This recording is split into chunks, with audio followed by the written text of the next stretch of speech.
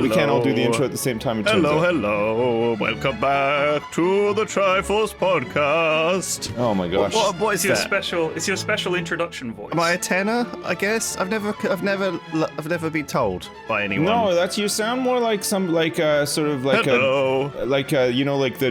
the dramatic guy. You remember that scene on Father Ted when they're in the lingerie department and the guy can't stop speaking dramatically? That's what you sound right, like Matt I was Berry. going to say whatever the voice name is for a small child. I would say it's like that one. Is that alto soprano? That one. Right. An alto. Oh, is it alto? Wait, which one's the really high pitched one? That's not alto, is it? I thought alto meant really, really high. Really high. Oh yeah, you're probably right. Actually, you think about the actual word alto. Alto soprano that's right, is a high female or boy's voice. Right. I don't know. I don't think Lewis necessarily has a high boy's voice. What is this? Can you tell me if you're a singer? What is You this sound like tone? it sounds like a bit like Barry Manilow, like I think he's a treble on doing like a Vegas show or something. What are you guys? Because you're not exactly the lowest of P flags. No, I have quite an irritating voice. I am in the Kermit spectrum.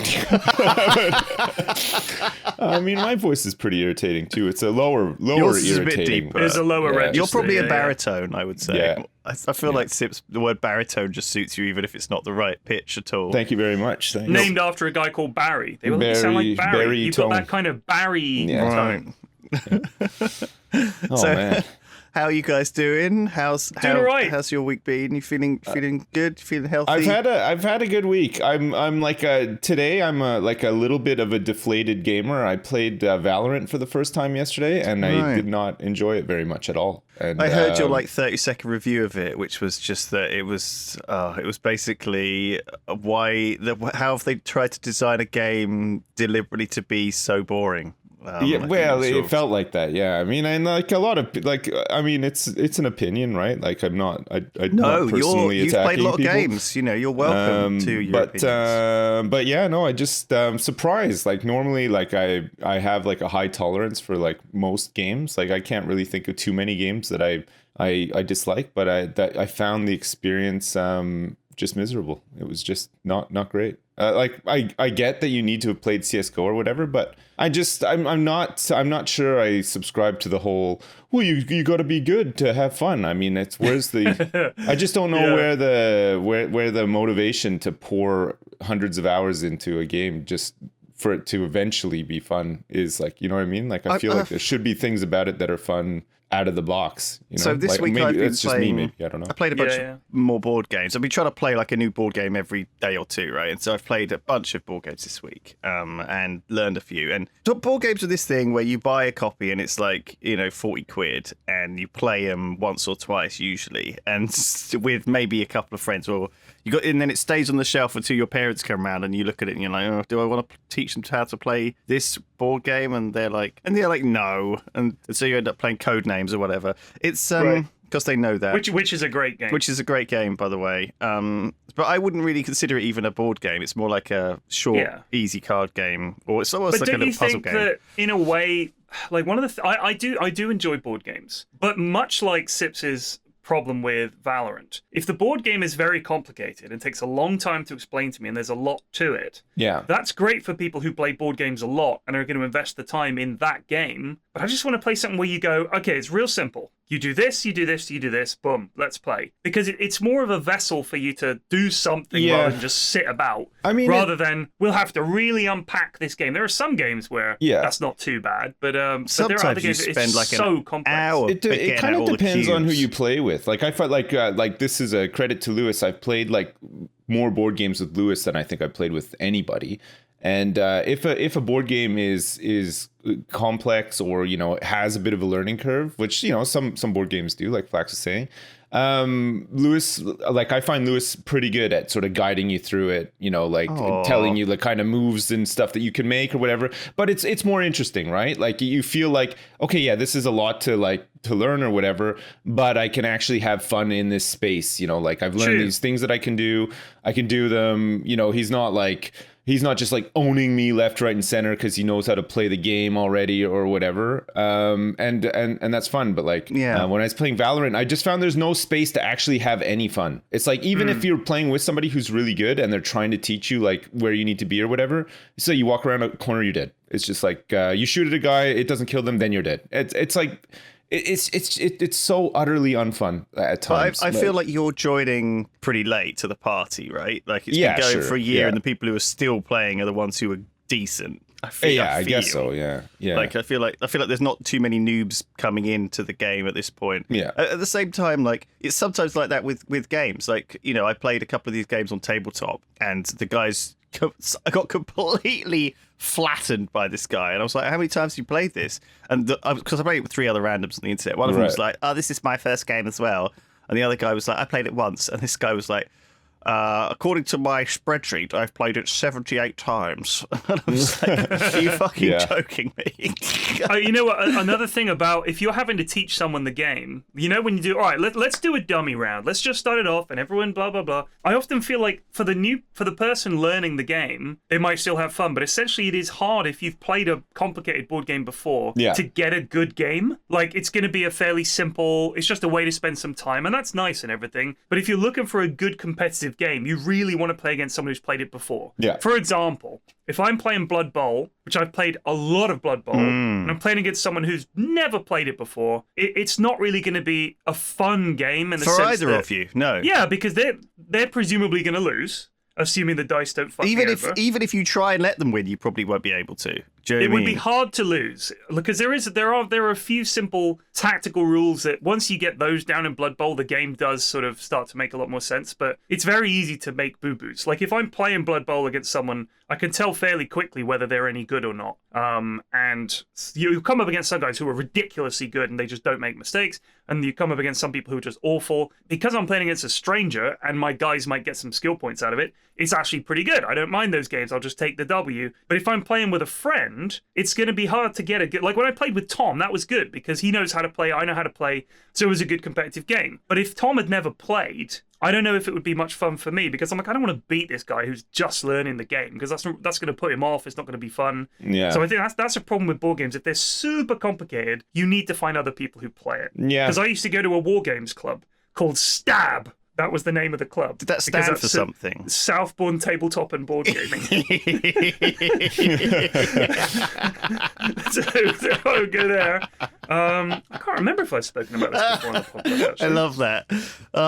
It's so boring. It was a really ballsy name for it's just a Southbourne Tabletop. Oh, man. But the guys that ran it, this is when I would have been about 13 or 14. My friend and I used to get the bus out there, and then when my friend William got older, when he was 16 and he had a car, I think it was his dad's old car, an old Dolomite, which is like a huge a little metal piece of shit, basically. But we went all over the place in this car. Like me and him drove up to London in his car. What the fuck is a Dolomite? I thought it was a kind of...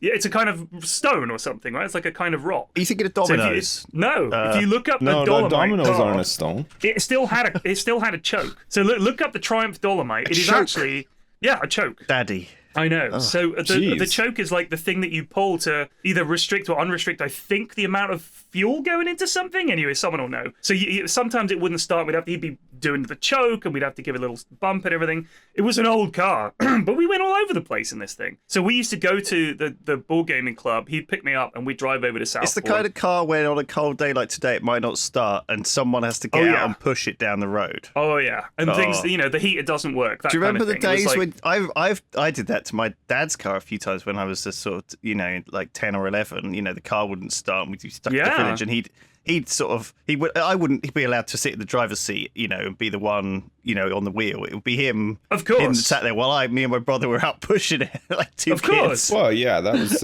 you've got to put it in... You've got to know your role in those situations. Like. I think you're meant to put it in second rather than first. Because it's less resistance. So you put it in second, I believe. Correct me if I'm wrong, car owners, but that's my sort of possibly wrong piece of information. Is you put the car in second gear because in first there's too much resistance from the engine. So you put it in second to get it going, and you get a hill start going and give it a shove. I've had to do that. It's a thing that men do. Yeah.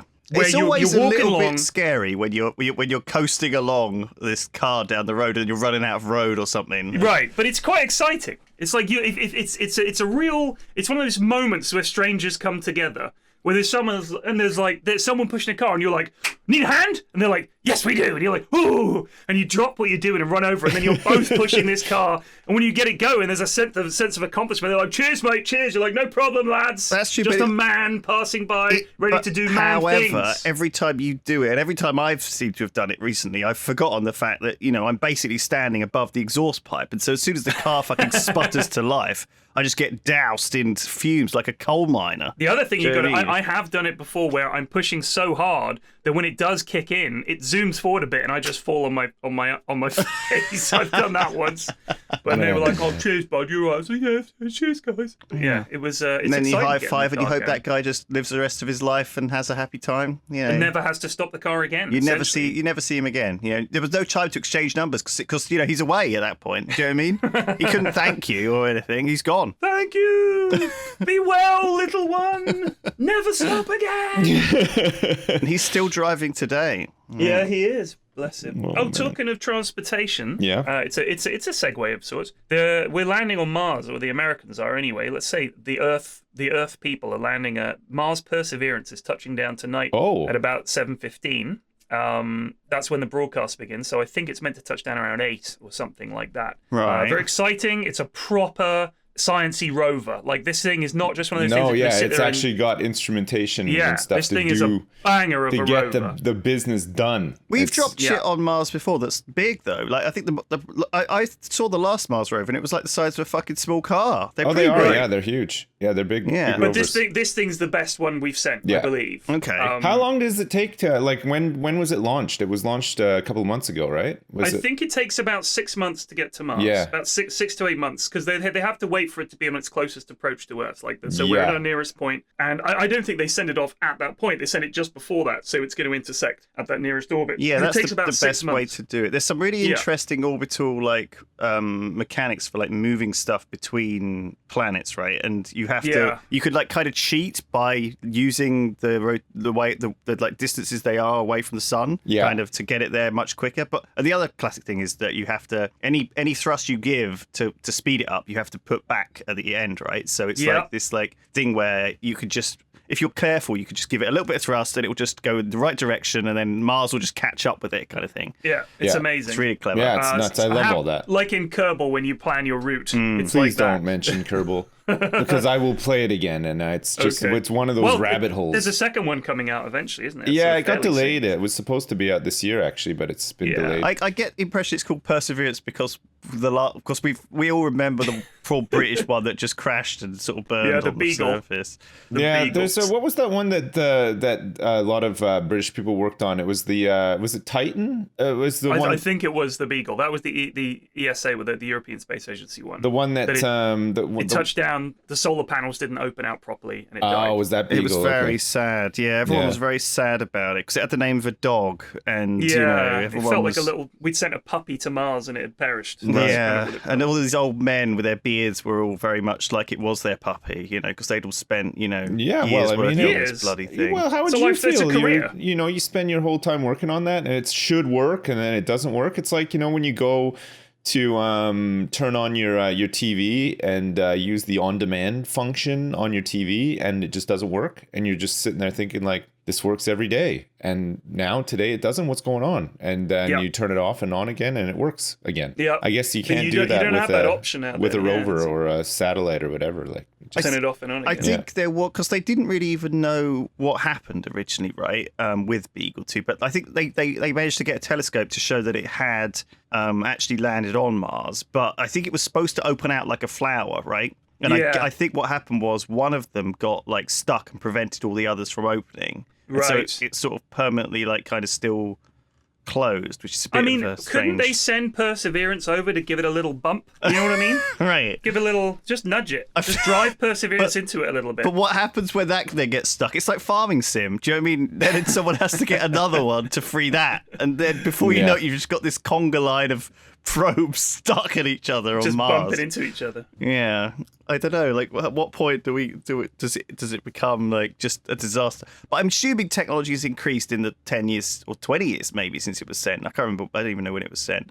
Yeah. I mean, the thing is with all of this stuff is it has to be very small and light. So when they send these things out there, they're like, it has the processing power of a printer. You're like, great. Like, you couldn't send something fancier, but they can't because it has to be super light and super durable and everything. And it always seems like they send a calculator up there to do a computer's work, but we'll see. Maybe I think one of the time. interesting things I heard was that one of the reasons. So at the moment there's like an Nvidia chip shortage because everyone's buying them to make bitcoins and stuff. Oh, do I, buddy? Oh shit! Because of course your graphics card broke and you had to try and buy a new one. Let's talk about that in a moment. Well, they're anyway. Just interestingly, I think like there's a lot of. They kind of understand when they're making these chips, right, that the errors will go in and they can't stop them, right? And so what they do is they make all these chips, all these chips with all the multi-core chips, and then they test them all, and they find that quite a lot of them have cores that don't work. And so what they do is they just disable 4 or a certain amount of the cores that are defective, and then sell those as like the lower end graphics cards, right? And the ones that are all working are just sold as the high end ones. So it's kind of it's the same.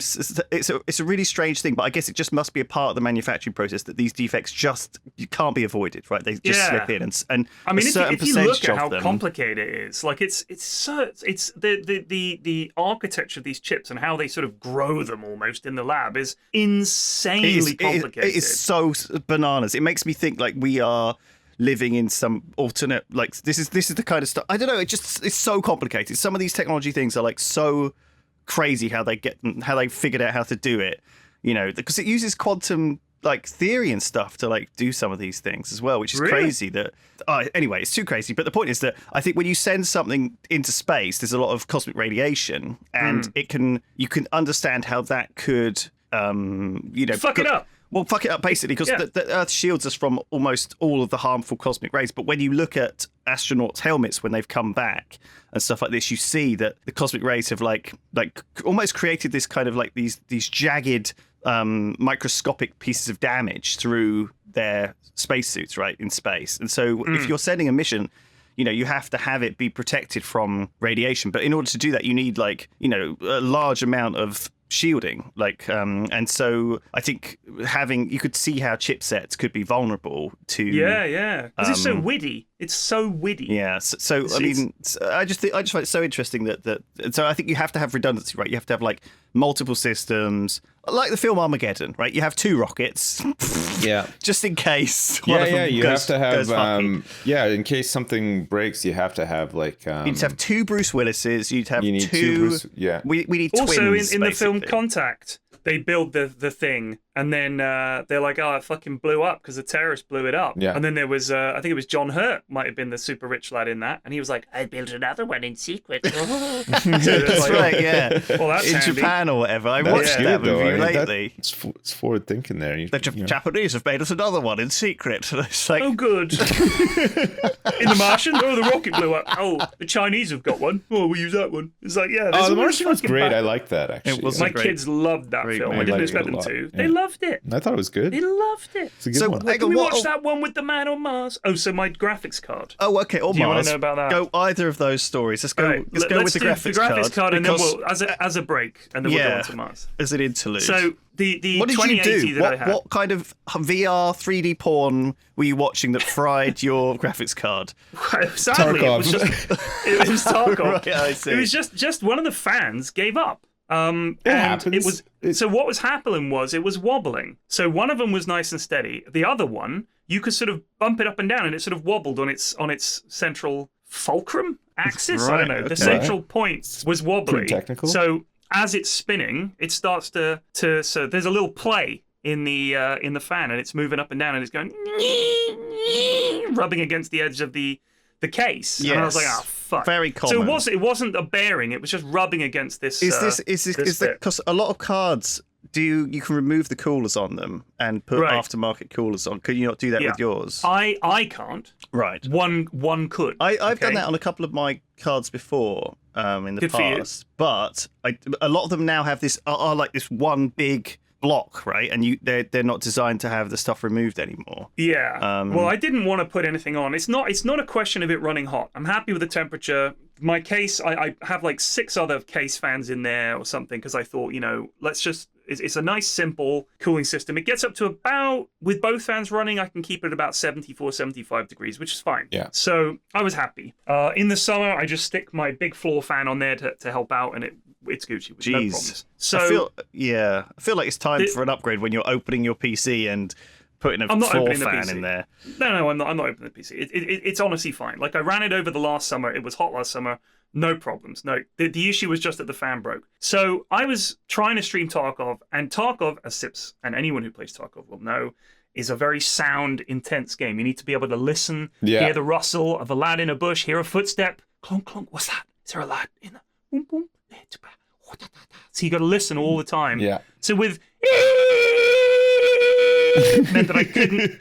I was like, is that a lad or is that my fucking graphics card? So chat was like, what do you need to do? They were suggesting all this shit. And then finally, someone said... I love that that's what you see Twitch chat as. That's it. Can I just get a few more feelings of what kind of Twitch chat means to you? Imagine they're giving you advice on, let's say, you're in a situation... My drivers on my graphics card? How about that was a classic? Oh. I had a driver problem. They can be tremendously helpful at times, but it is, for the most part, oh my god, it's hard. It's awful. It's very hard sometimes. Your car's not starting. Simple. Twitch chat is outside.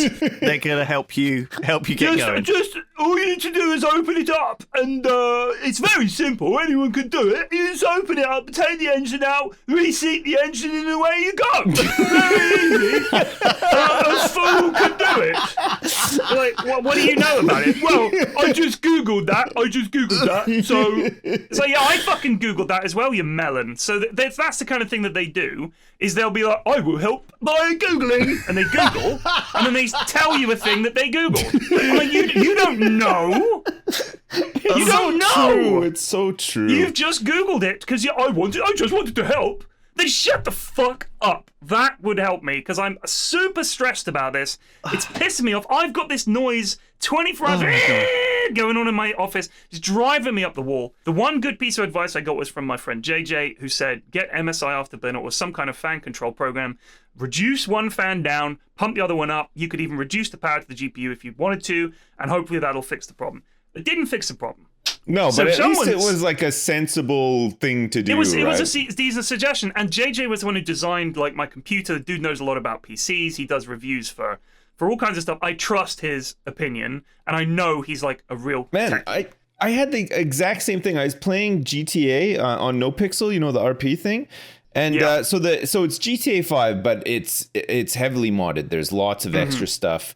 There's lots of changes. There's lots of characters you can play as that are kind of like NPCs in the game or whatever, which I think messes up some of the controls and stuff sometimes. So on PC, if you press V, it should change your camera angle, right? And you can get like this sort of like far back to view first person as well, of your character. But it wasn't working. I was pressing V and it wasn't working. And it was like a call went out all over the internet. Like all of a sudden, I don't know if it was just people who weren't listening, or maybe people were just flooding into the chat like to offer this advice, but it was just like constant. It's like, just press V. I was like, I'm pressing V. What do you want me to do? I've pressed V. Like that's the first thing I did. Oh my God. How after an hour of having this issue is this the solution? And you're actually going to the effort of typing it out. Like it's what? This is like what the NASA control center was like. It's like, we've lost Beagle 2. Send the word out, and they're like, have you pressed V? Press V. Press V. Yeah. No, we press V. Says you have to What's press the first V? thing you did? We press V. Oh, okay. Press V again? No, still nothing working when you press V. Yeah. But it was like it was like uncanny. It was like the minute I had an issue, it felt like all of a sudden we gained like 100,000 viewers, and all of them had the solution. And then we couldn't fix it, and it doesn't work. Somehow randomly just like mashed my keyboard and it fixed it. And then they just all left. They're like, my job here is done. They just walked off in the I must sunset. go and help someone else. Somebody else needs me to tell them to press V one somewhere, of the I'm sure. suggestions that started coming up was just ask the Yogscast to send you a graphics card. And my response to that was very negative. I was like, they don't just have graphics cards lying around the fucking office. They need those PCs for work. What do you think it is? Some kind of shop? Like they just have spare graphics cards? I'm not going to bother them to go and open up one of their PCs, take a graphics card out. Yeah. And I was like, I fucking worked there. I have worked there. I know the office. I was getting really irate. And in the end, I mentioned it, and Lewis was like, oh, we'll send one out. Daft sent one, next day delivery. It arrived. And I had to a massive climb down. I was like, I'm sorry. Like, I really didn't think they would have one. That's my bad. But I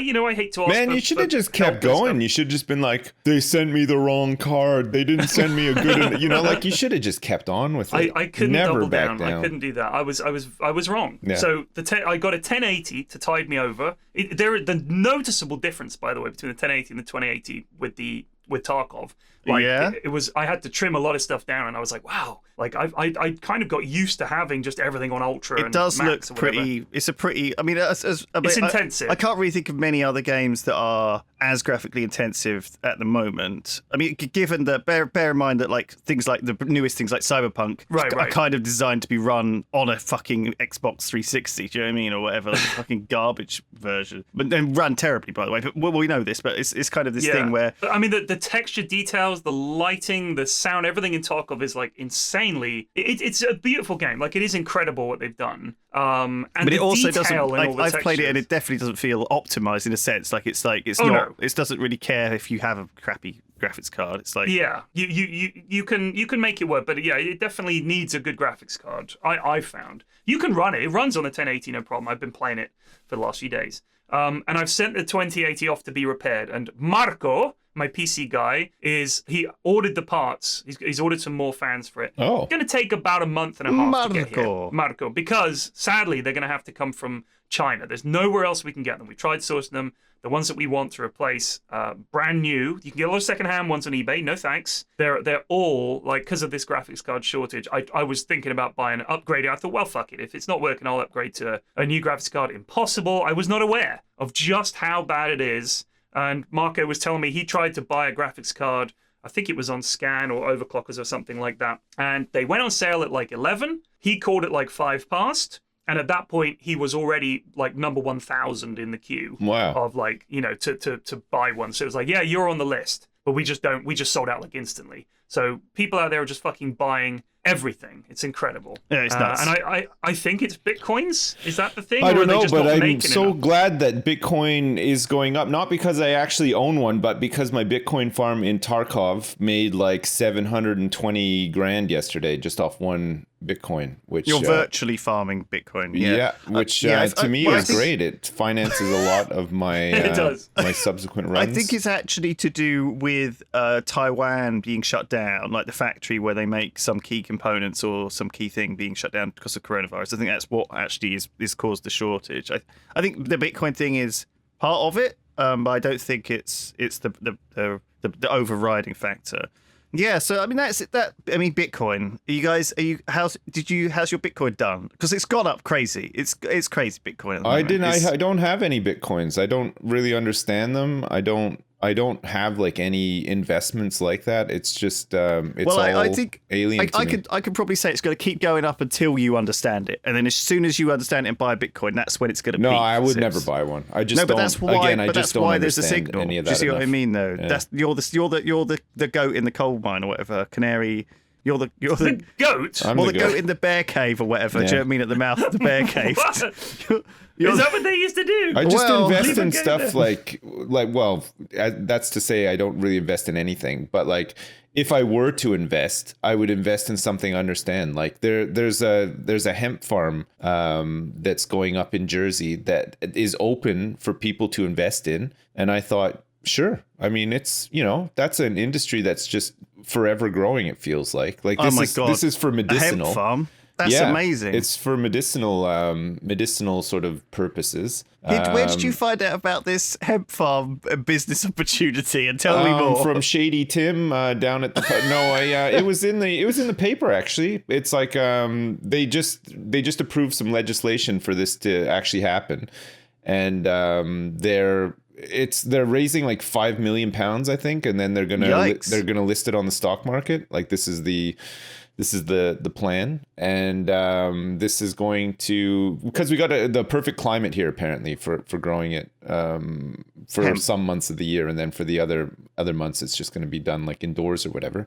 But yeah, no, it's like kind of exciting, I guess. Hopefully it's like a step towards legalizing it further, so that well, I mean, hemp is not exactly the same as marijuana, is it? I mean, it's not, but like I think there's the stuff that they're harvesting, like for the oils and stuff like that, is pretty close, right? Like I think I don't know really. It's all the same. It's all the same hemp stuff. is a very hippie product, isn't it? It's like a kind of like you see like an expensive shop will make like hemp toothbrushes and hemp bowls and hemp shampoo and hemp backpacks and hemp sandals. Do you know what I mean? There'll be a fancy shop that'll be open for a year maybe before it goes out of business in some high street somewhere. Sure. They don't tend to stick around. It seems like it's always someone. I don't think this is for more like the CBD stuff, which is always like so you sold said out hemp, everywhere. But you meant well, that's what they're weed. calling it. They're calling it a hemp farm. Okay. But obviously they're doing the other stuff. I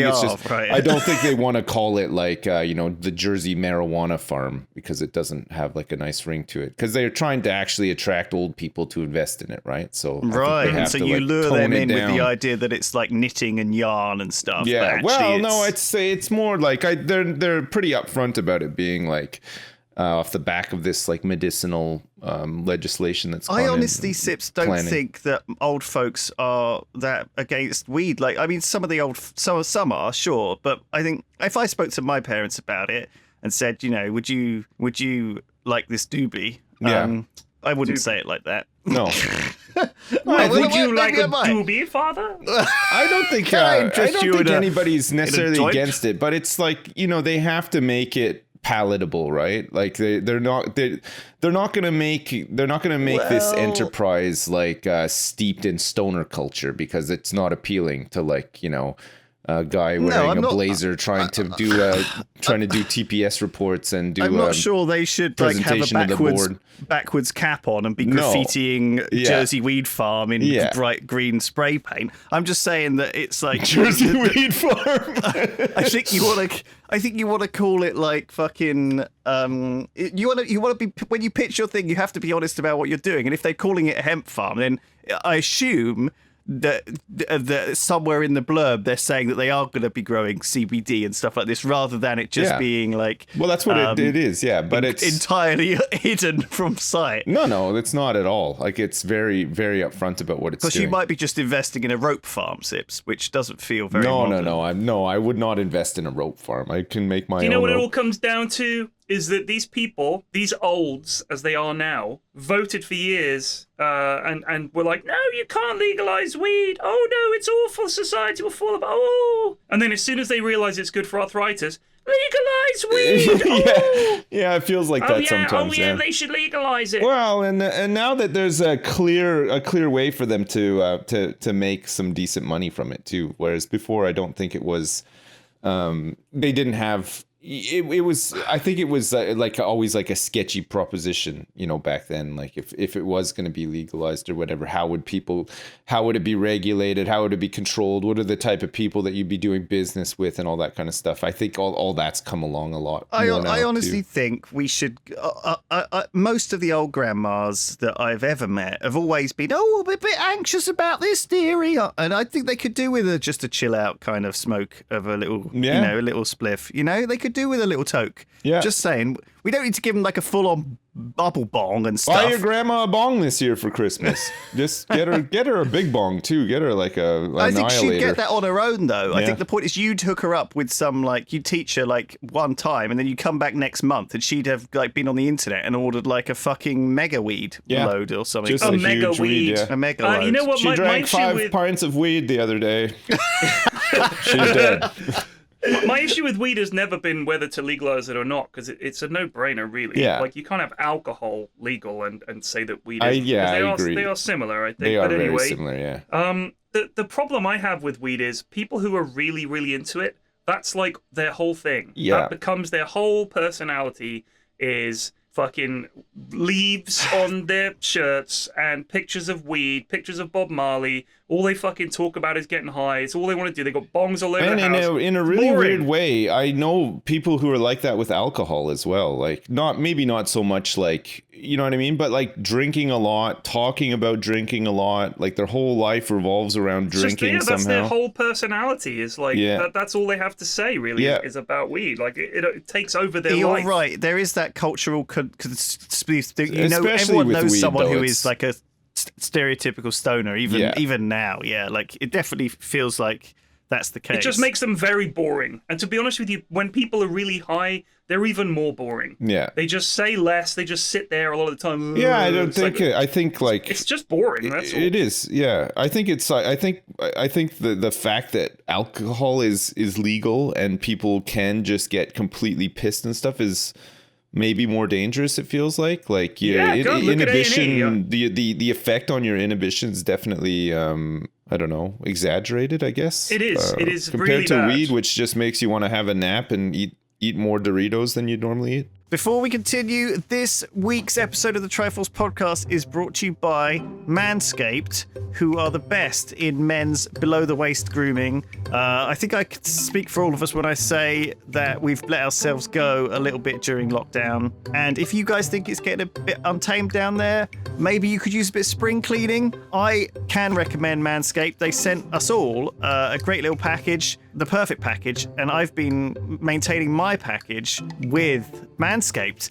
You can get 20% off and free shipping using the code Triforce at manscaped.com. There is also now a cologne available. It's a signature scent. I think it's quite nice. It's light, approachable, and gentlemanly. So yeah, it's as we move on, maybe you haven't seen anyone for ages and you've forgotten what interacting with other people looks like. Get yourself cleaned up before you start going outside again. Thank you very much to Manscaped. You can get 20% off and free shipping with the code Triforce at manscaped.com. You can look good, smell good, feel good with Manscaped. Triforce, manscaped.com, 20% off, free shipping. Please support the podcast. Thank you, everybody. On with the show. So, like, for example, though, like, if you were to invest in something, right? Yeah. Like, what, like, and I gave you, like, you know, there was like hemp farm, and maybe like a graphics card manufacturer. Yeah. Maybe like, you know, maybe like something like what would you like one thing that, for example, I've always thought was fun is, do you remember when we went to Seattle, Sips? Yeah. With Valve, and we went to a board game cafe. Oh, that in was nice. Yeah. Seattle. I like that. Yeah. It was a kind of cool place. It was like a board game shop. They did really good grilled cheese sandwiches there too. Remember, we had one like Exactly. every time we went. And we went a couple times, and they basically had like it was almost like a large pub restaurant in the back. Yeah. And you could kind of buy a board game and play it in there, or you could just rent one for like £2 or £4 or something. It wasn't very expensive, and just sit around, have a few drinks, play a board game with people. It was quite well lit. It wasn't too noisy. No, and it they, wasn't. had It was decent nice actually. The acoustics. booths were really good. Like you was, felt like, like you were it just was locked in obviously- with your group. You didn't. It was just like well designed. Yeah. It didn't feel like overwhelming. You know, I think it could easily be like a lot of these board game cafes that I've been to are very sticky. Like the games are like really old and really Sure. shabby. And you're almost like certainly in a post-COVID world, you're like, oh god, I'm dragging out this board game, and I'm like, oh I god, find do the I want to biggest like? difference, like okay, take that place for example.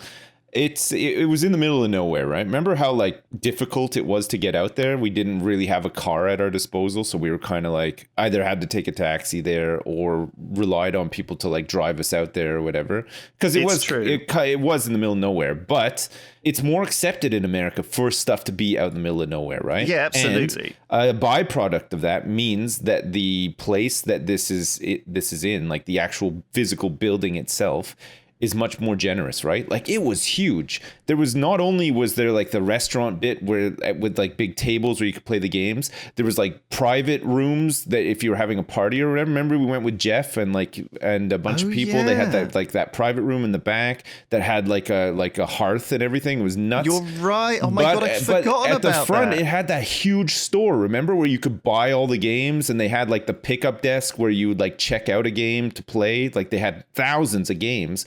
But this place was huge. Like, I mean, if you think about how big it was like probably about as big as like an average size supermarket in the UK, right? And you just wouldn't get that. You just wouldn't get a place like that in the UK because I feel like real estate is at such a premium over here, like especially in Jersey. It just wouldn't have the same effect. It would be small. I went to this board game cafe. It'd be cramped as shit. Oh yeah, it had 3 tables. Yeah, this board game cafe in the middle of Bristol, and I was like, "The fuck! Yeah. Like, how can you even make a profit on that?" This stuff it works in America because I think the scale is just so much bigger, and they have more space. It just works better. What it reminded me of, I guess, was when I used to live in Doddinghurst, in this little village in Doddinghurst. That's where we live.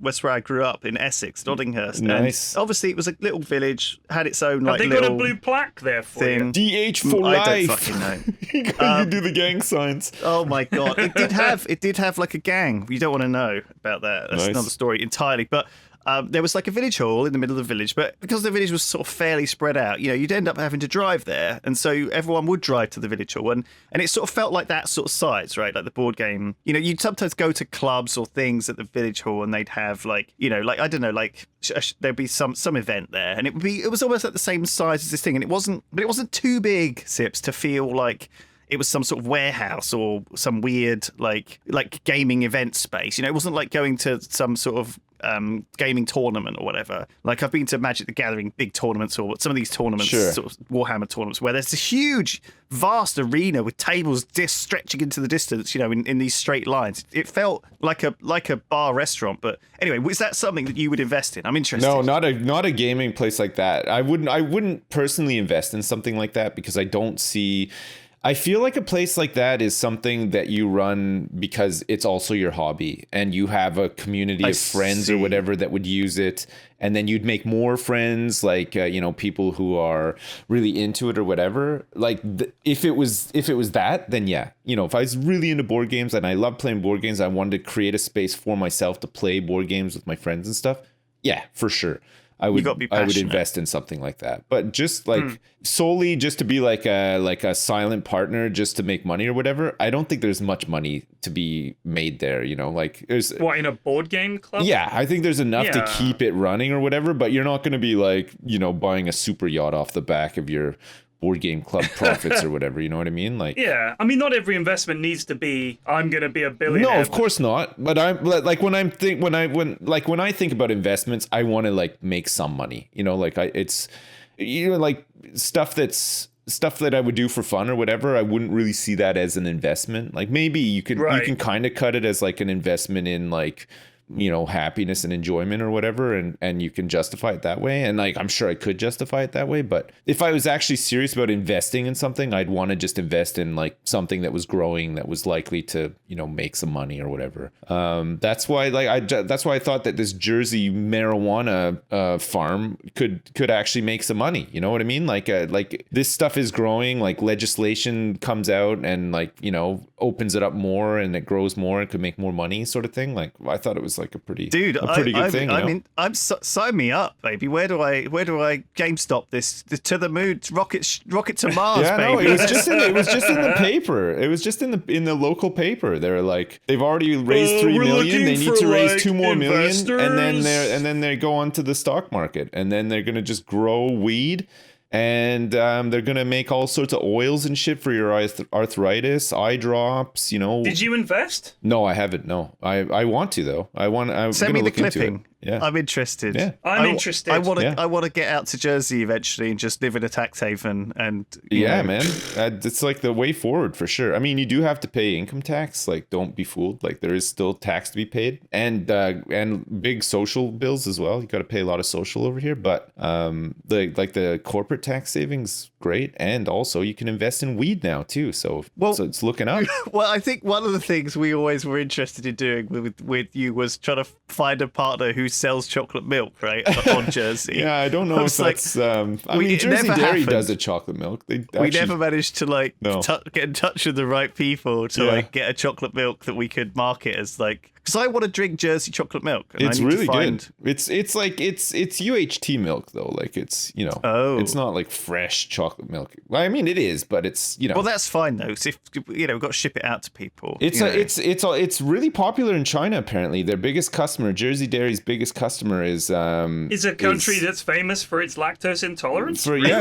No. Apparently, like even on the cartons and stuff, a lot of it is like a lot of like the information is like written in English and then in like Mandarin as well. Like apparently it's huge over there. They're making a ton of money. Sometimes the way businesses happen is there's like a local cheese manufacturer or something like this, and you talk to the person who runs it, because sometimes I meet these random people, and 90% of their cheese just goes straight to China or Japan or some weird market. Yeah, there's some weird. It's like just I think bizarre. It's just one of those things, it is bizarre. A lot of people over there, and there's opportunities. Someone talks to someone and they're interested and they want a supply, but they obviously are supplying an entire chain of supermarkets or something. And so as a result, it's like way more than you could deliver. And suddenly you're just entirely making cheese for this really odd market. But you can't really turn it down, if you're a business owner. Sure. Yeah. I had 2.5 Bitcoins a few years ago. Oh, yeah. Man, I bet you're kicking yourself now. That would have been. I sold them for $2.5 grand each. Yeah, they're worth what I think all in. Like you're like now it's like 100 grand or something. $50,000 to $60,000 there each. Or something like that. For both of them. It was only 2.5 grand about a year ago, though. Well, actually, P-Flex, because remember it had that big dip, didn't it? Yeah. So I mean, well, when I was given them, a fan tipped them to me. He was like, "Sent you some Bitcoins." I was like, "Wow." Oh my god. And he must be thinking, "Oh, why did I get paid? My Bitcoins gave me 2.5 Bitcoins." Yeah, that's crazy. They were worth like $80 or $100 at the time. Okay, but I don't get so you have some Bitcoins. How do you sell them? Like, where do you sell them? Is it just like a website? There are websites, yeah. So there's always the goat's getting pulled into the bear cave. No, but there's so many things that I just don't understand. Like it's just. So where do they exist? Who wants to buy them? Like, where do you sell? I'll tell you. There are websites out there. Right. All right. Basically, Bitcoin exchanges. Ultra short explanation of Bitcoin. Go. Yeah. So actually, could you do it in the voice of Twitch chat as well, as if Twitch chat were explaining to Sips? I can't because I don't know what I'm going to say. Okay, pretend I'm streaming right now, Flax. Okay, chat, I got 3 Bitcoins. What do I do now? I don't know. I don't know whether you should hold. I genuinely don't know. I do not know. I know what you could do. You could sign up to a website. Like there's a bunch of exchanges out there, and basically people put buy orders, people put sell orders, and they've got your Bitcoins. So you sort of sign in, you put your Bitcoin wallet code in or whatever. They have your Bitcoins. You sell them, those then go into the blockchain, and now they belong to someone else, and you get the money. And when I sold mine, I got like $6,000 or whatever, and I withdrew that money to my account, and that was that. That's it. I don't know what else you can. I mean, apparently you can buy a Tesla with them, according to Elon Musk. But you couldn't buy a pizza with them, or pay a bill with them, or pay your rent with them. They're purely speculation. And the whole idea was that Bitcoins, it's all going to take. Right, okay, but so if you've got a Bitcoin and you want to sell it for 60 grand, somebody is willing to buy it for 60 grand. Apparently. No matter the day, the time, whatever. I wake up at 3 in the morning and I'm value, like, I got to sell this Bitcoin. Somebody is waiting, frothing at the mouth, ready to... That's how buy orders work. So people put a buy order in at a certain price, and it'll show you the current price of Bitcoin, and then it'll show you what, this is what, if you sold it now, this is how much you could get. Like, that's the buy order that we could fulfill. Right. So someone's put a buy order saying, I want to buy X number of Bitcoins at this price or lower. Right. Right? This is my max. Okay, so these buy orders might not be the actual... price that it's worth though. Like it might be worth 60 grand, but the buy order might be like 50 grand. So like no. Oh, it'll be close to. Yeah, because it's that's its price. Like when it shows you the price of Bitcoin is 58. But whatever, so this person who's buying it for 60 grand, if it never goes up again, then they just lose money, right? Like But I mean that's how the stock market works. But I guess they'll spend all of their time trying to make it go up again. Yes, exactly. by Which is how posting you on know Reddit. it's a by massive posting bubble. on Reddit and stuff. Yeah. Yeah. Well, so I mean, obviously, these things are much like any asset which is limited in terms of how many there are. There can only ever be 21 million Bitcoin. So the point is that how much it costs to generate a Bitcoin. I think Bitcoin currently uses more power than I think something like Venezuela or something at the moment. It's like a huge amount of power it's ridiculous. goes into generating I think it's Bitcoin. actually Argentina. Oh wait, Is so it there's only Argentina? 21 Wow. million. Have they all been mined or No, oh that's- right, that's why okay. So people it's still mine them. exponentially harder to get them, and that means that the cost of making them will always increase. So eventually, to make a new Bitcoin, it will cost 60,000, or 80,000. Or it'll keep going as much as in the same way that it costs. There's only so much gold or silver in the Earth's crust, and it'll cost more to get it. If you're mining a Bitcoin, so like, Yeah. I presumably you buy a bunch of graphics cards or something. You need a lot of processing power.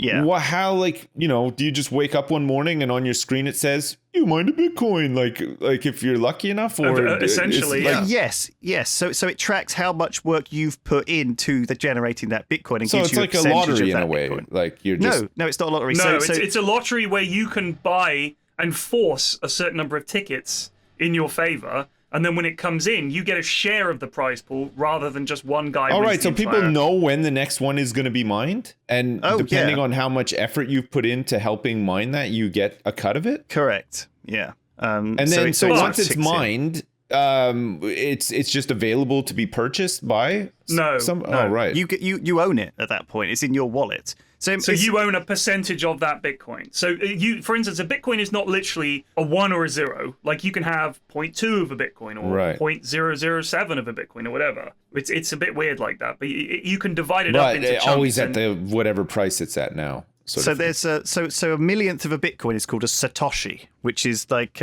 named after the person who may or may not exist. the pseudonym of the inventor. The pseudonym of the creator of the code of Bitcoin originally, and there's a lot of people who theorize it's an open mystery of who it is. A few people And have some admitted people, to some be people it. have claimed A that few they people are have the inventor. claimed that they know who it was. There's a few suspects. No, there are people who've outright claimed that it was them as right. well. Yeah, Right. I know because Mrs. F worked with one of these guys. Like she had to do a job for him, and it was like this guy claimed that he'd invented Bitcoin, like that, and publicly. So Right. there are people out there who claim that they're Satoshi, and other people like you're full of shit. So it's a weird one. Right. And there are people like the guy who forgot the password to his fucking hard drive or whatever that had his Bitcoins on, or his USB stick or whatever. And he so supposedly they're locked on there. There was a guy who threw away an old computer and it had his Bitcoins on, and he's been digging around in the tip looking for it for years. There's all kinds of stupid Bitcoin stories. So the idea is that the process of generating new Bitcoins also processes all of the transactions, right? So it's kind of a self-fulfilling thing, right? All the Right. servers that are used to deal with all the complicated shit is part and parcel of the mining a new one, right? So you're Right. kind of It is very clever, but It's the very issue clever. is, what the fuck is a Bitcoin worth, other than the fact that you had to pay to generate it? Well, it's like, yeah, well, this but has that- to be worth something because that it's does limited. give it a baseline, though. It is worth. Yeah, but what the fuck is it good for? Come on. The only thing it's good for is for people to untrackably spend and move money. That is not a positive thing. That is the a very Bitcoins are bad trackable. thing. I mean, there are cryptocurrencies that are untrackable, but Bitcoins you can see where the wallets are and where the Bitcoins but do you know go. who that wallet is? Like, is there any way of saying, I know exactly whose wallet that is? That's Tim from up the road. There are ways to figure it out, apparently, and stuff. And so it's not as Then private why do they as- use it for drug deals so much? Well, I think they use some other ones, like Monero and stuff, are used more for that kind But of there are things. those guys that do ransomware attacks and demand bitcoins. Oh. Like, send us 2 bitcoins. Now, how do Well, but I you? also Okay, think- so like, how do you then obtain 2 Bitcoins to then fulfill the ransom if that's like what you were going to do? I'm Thing asking is, you for a could, friend. but listen, you could see where those bitcoins went and were spent eventually, though, right? As well, so you could see. I mean, it goes through systems, but for example, if someone tried to buy a Tesla with a load of stolen bitcoins, you'd know that the stolen bitcoins were the ones that were Right. used, and you'd be But able to say, okay, presumably- the Tesla turned up on this guy's doorstep. Where did he get these bitcoins? There is a way to because Presumably it's all you could just public, have a right? bank account in some fucking dodgy place where it's untraceable, like, or it's fucking Switzerland or whatever, where once the money's gone in, nobody else gets to see it and all that kind of shit. There must be a way, otherwise criminals wouldn't be using it. Well, yeah, there must be a way that you can get away with it. I don't know what that is though, and I don't know how complicated it is. I'm not an expert, but I like the. I think Bitcoin really is an alternative form. We're in a digital age. It feels like there was this thing that happened in Venezuela where they had their currency explode or whatever, and RuneScape gold was worth more than their currency, and people were. Right. I'm not saying people were actually like using RuneScape gold to make trades in the street kind of thing, but it felt like it was a safer place for their money than the currency. And I think that we are living in this post-truth world of kind of madness and worry and fear, and people not trusting in governments, people not trusting in financial systems. Look at the Reddit thing. It's this definite sentiment that the existing hedge funds and banks are all just gaming the system. And so do you want to invest in the stock market? Probably not. Do you want to invest in do you want to have your money sat there in pounds? Probably not. Do you want to invest in a weed farm? Maybe. Do you want to put your money somewhere? Put it in Bitcoin. It feels like it's at least real estate. At least real estate. At least yeah, Bitcoin I think real feels estate's like kind of the classic safe move, isn't it? It only goes up, really. Yeah. I mean, over time, it only goes up. But most people, as much as Bitcoin can fucking how claim much do to you be have to all have these to things. put into real estate? If you've I got know what's happened here. You've read a thing about how great Bitcoin is, and now you're a convert. You're like a disciple of Bitcoin. Honestly, you think it's the best thing ever. Lewis has always been like a big fan of Bitcoin. I remember years ago, like when he came over to visit, we were sitting outside in the sun, and he was talking about Bitcoin for I'm not even joking, it was like 6 hours. It's true. And I own zero He Bitcoins. loves Bitcoins. I don't own a single Satoshi of Bitcoin. No, don't own any Bitcoin. I just think I think it's bullshit, and I think for a long time a lot of very dodgy people have been involved in it. It fluctuates far too much. Essentially, the idea that people could just fucking decide one day to just sell all their fucking Bitcoins. Think what that would do. The currency doesn't move as quickly as Bitcoin does, and that's a good thing. And also, what if the government wanted to do things like quantitative easing, which is a genuine good thing for the governments need to do sometime? How do they do that? They have no control. Bitcoin, by democratizing it, I think you'd fuck up the economic systems. The idea that this would liberate it. Why are you trusting everybody out there who's holding Bitcoins to do the right thing? It's ridiculous. But there's always stupid. For as long as there have been systems, there has been people who are skeptical of the systems and don't trust the systems. And you have to have those people to keep the system clean, right? You have to have... You do have to have there's always been people who've been keeping money under their bed or buying gold coins and burying them in a fucking wood. There's always been these people, and there's always gonna be these people. And Bitcoin is just the latest version of people feeling like they need to protect themselves.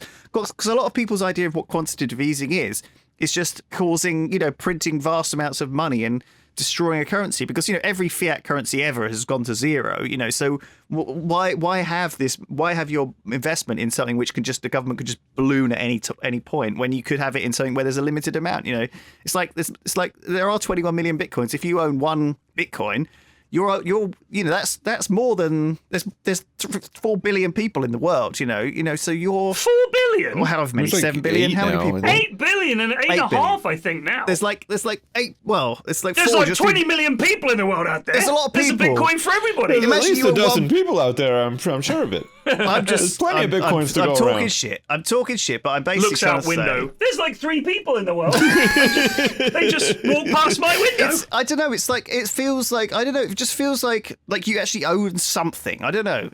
I'm not really a convert, because I guess but I feel like there's this sentiment right out there where people want to try something different, and I think it is as easy as buying doing Path of Exile trade sips. You just log into a website and you just do it, and then you have Bitcoins in your wallet. It's not it's not completely difficult to do. And I also think that what we've got is I think the mainstream have caught on. And I think a lot of big investment houses, a lot of big banks and people who manage huge amounts of money for people have put 1% of their portfolio in Bitcoin, and so that's made it huge. And I think that will always keep it, at a certain, I think it's got over this threshold where it isn't kind of just play monopoly money anymore. It is worth something. Things are worth something to people if they think they're worth something. And so I think that in a sense it is a token. It is a fake. It's not real. It doesn't represent anything. It's just some numbers. But it is to some people, they like it as a way to compare value. And I don't know, like as a currency, I think because people have hooked onto it. I'm not sure about all the others. That's what I'm more dubious about. I don't really understand why all the others are so successful as well. I assume it's just people hedging their bets and thinking, oh, maybe someone's going to adopt Bitcoin as the official currency of something. And I don't know, like, are we going to get to a point where we have credit cards and we just beep them and they pay for everything in Bitcoin? You know, when you get paid your paycheck, or like, does it go into Bitcoin? But it's like, not a full Bitcoin though. It's like could be like a happen? fraction of a Bitcoin that's worth. Yeah, like, of course it would be. Oh yeah, because it'd be like. I mean, essentially, the point is, yes, you can talk about fiat currencies all you like and all the rest of it, but I really hope this doesn't become a thing. I really sincerely hope this doesn't become the global currency, because I think it would be a fucking disaster. It's tricky, right? I think the big problem is that, you know,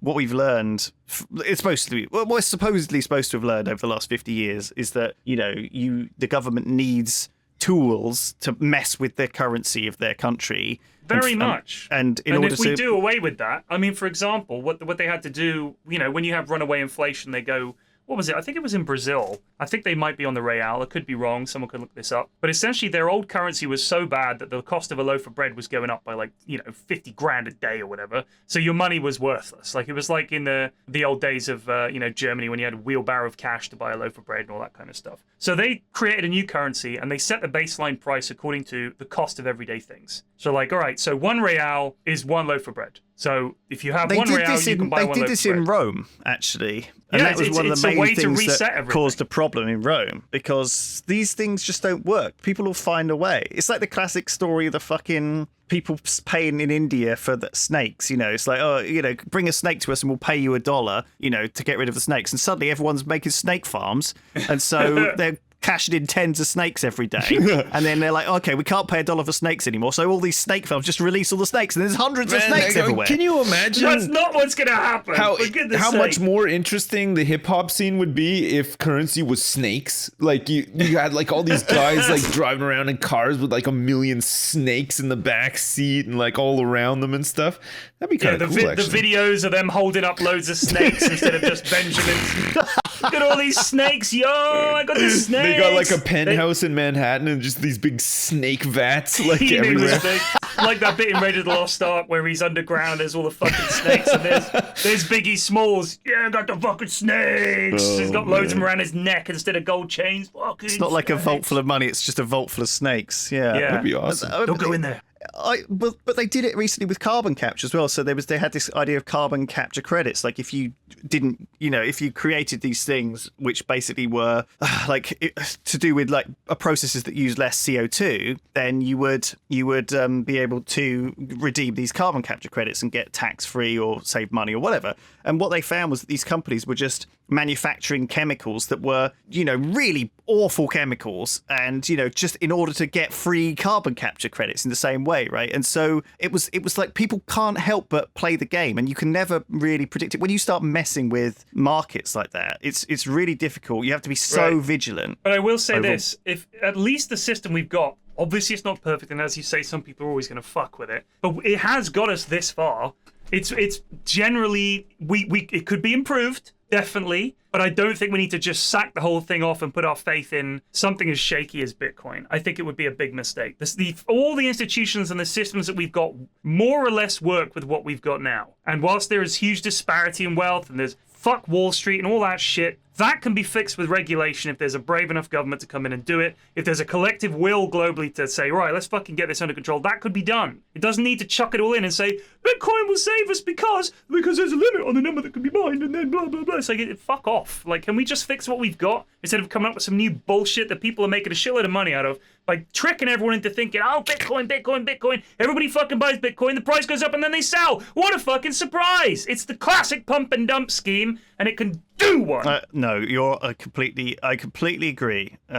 We can't help it. We love board games, we love video games, we try and game everything. Everyone tries to game everything all the time, and there's some people who devote their whole life to weird shit. Like, I was reading a thing this week about because there's to be these parish council meetings which happen on. It's all been in the news. Wasn't that unpleasant? That guy whose kid was shouting, "Read the rules" or whatever, "Read the standing order," just yelling. Calm the fuck down, dude. Guy whose kid? That guy was older than you. No. There was him. His son was also there shouting, and he. Yeah, but his son was older than you. No, he wasn't. I thought he was a younger guy. He looked older than you. Christ, he was. Well, I appreciate that. Thank you. He was. These guys are all ancient. These parish council fucking people. I thought it was the old dude, and then his son looked like he was maybe in his 30s or something like that. That's what I thought. So back in the day, back in Doddinghurst, my dad's job, in fact, was the parish. Back to parish Doddinghurst. Always. So he was the Everything parish comes clerk back of to Doddinghurst, right? And which was the only, I believe, it's the only actual paid member of the parish council. You should be paid 3 pigs and a bushel of oats. Yeah, you don't get paid very much, but I think it's like a kind of local accountant for the village, and you sort of do things. I don't think you have that much power. I don't think you're elected. You're kind of an employee as a result, and but you have to deal with all these parish. And I mean, parish councils are this thing right at the bottom of the fucking rung of decision making. Oh my God! They quibble it's for so 6 months unimportant. over how to decide how to spend £200 on whether this should be a new sign or not. Do you know what I mean? It's the most petty. It attracts these awful people who, in the village, who are generally old busybodies, and it's the kind of shit you see on, I guess, village Facebook groups, or village WhatsApp groups where they're incredibly nosy and they complain about things like there's an unusual car been parking in my road, right? For the last week, as if that's something you call the police about, and they're incredibly upset about this thing, right? And these things are full of people complaining about mostly dog shit in the local region, okay? Right. And there's always, like, I read this on the other day, but there's this great story, and people have stories about, like, what's going on, and there's usually local vigilantes dealing with the dog poo in some way, right? And like the classic example is Wanksy, who was the guy who spray painted dicks around potholes in the road. Do you remember? Yeah. So he'd see a pothole in the road, and to draw attention to it and get the council to fix it, he'd spray paint a fluorescent massive cock around it.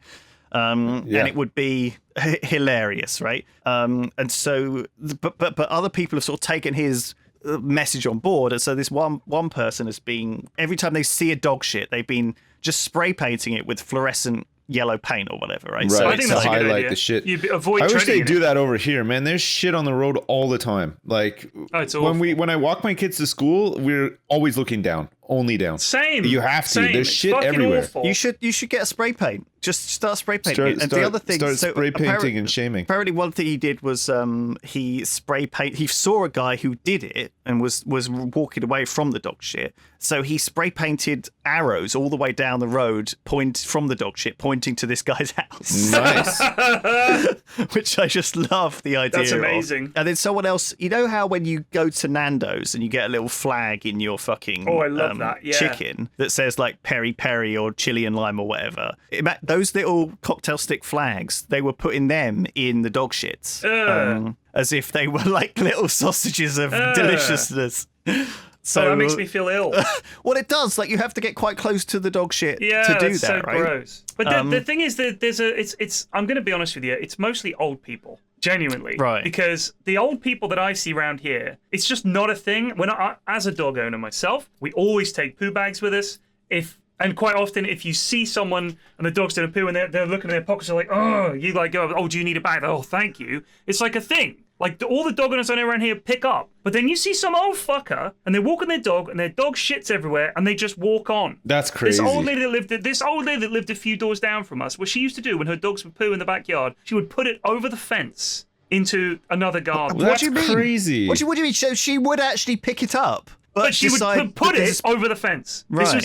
She had 2 little dogs. How would she pick it up? I guess with a tissue or something like that. The But she fuck? would just drop it over the back fence. Now, her house backed onto a sort of communal alleyway. And one of our neighbors, the lady who lived next door to her, was like, it was the summer and there was this awful smell. And she looked in the alleyway and there was like a mountain of dog shits. This lady had been doing it for months and probably years, just dumping them over the fence. What the fuck and is they just wrong with fucking some stack people? up. There are old. I mean, not we would an go in the excuse, house. though, like, to I know, be but such- they They're give up, fucking dude. wasted. They're high on the Jersey Weed Farm's latest Man, I hot mean, buds. but honestly though, like Jamaican that's blazer. worrying behavior that somebody acts like that. Dude, like, we had to go into their house one time to help her husband, who was even older than her, was a very old lad. He was not in a good way. He'd fallen over and he couldn't get up. He obviously needed to be in a home. He would fall over like once a week, and me and another neighbor would go and help this guy up. And the house stank of dog piss. Like the dogs were clearly just out of control, peeing and pooing wherever they wanted, and nothing was It's being like done hell about on it. earth. It's sad. That's sad because fucking honestly awful, man. they just can't cope. They just can't cope. So that's why I think a lot of the time it's old people, because bending over might be too difficult, or they've never picked up dog shit, so they never do. They don't even fucking notice. It's almost always old people. Correct me if I'm wrong, but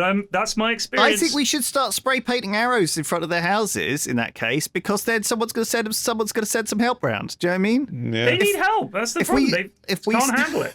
Because when I told this to Duncan, he was like upset because he thought sometimes his dog's done a shit and he will be like, oh, fuck, I forgot a poo bag, and he'll go back, get a poo bag, and then go back and clean up the shit, right? Right. And he was said, if I came out and found that some guy had spray painted an arrow to my house in the minute that I'd been rushing back, you know, I would feel terrible. And I was like, I don't think that is happening very often, though, right? I think 99% of the people who leave dog shits outside are not thinking, oh, I'll come back and clean this up, or are actually doing it, right? So what you can get is a little clip-on thing that goes onto the handle of the dog lead, and it's like a roll of bags goes in that. So when you put the dog on the lead, you look at this thing hanging off the handle when you're putting it on hand, you can see whether you've got bags or not. It's the best thing, because we've never gone out without a bag because of that. Because we're like, oh, we're out of bags, put some more on the roll, job done. It's much simpler. It's not something you can really. There's no excuse for forgetting, I would say. Yeah, I agree. Like, oh my god. Anyway, I just thought that was like a little. I think Oh my it's God. funny. By the way, I'm really looking forward to the comments this week regarding bitcoins. I'm looking forward to the comments regarding dog poo. Yeah. I'm looking forward to the comments regarding pretty much everything we've said. I just want to state for the record, this is not an educational podcast. I don't know if you've noticed. No, it's we're just three a couple blokes of who don't know what the fuck we're old talking friends about. having a chat about just this, talking. that, and We are That's it. we are barely aware of any of this.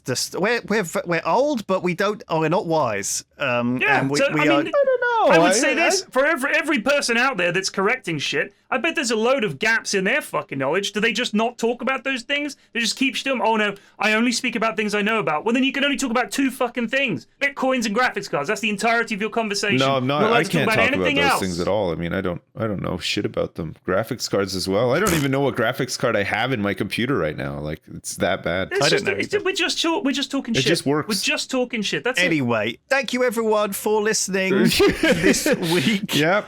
It's what a complex mess. We covered it of all. podcasts. Local government, international finance, drugs, investments, dog shit. Done it all.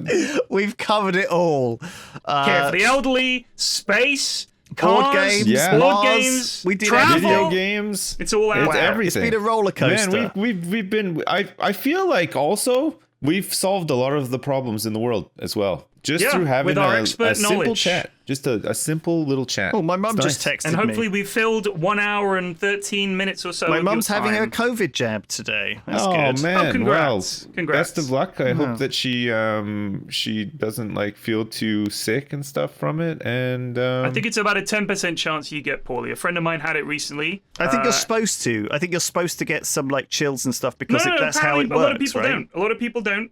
Some people feel really poorly for a day or so. But some people are just All right. Well, bounce. she's calling me, so I am going to have to go and Okay, check. right. All right. See Goodbye, you all. guys. Bye, Thank you, bye, everybody. bye, bye. Goodbye. Love you. Bye.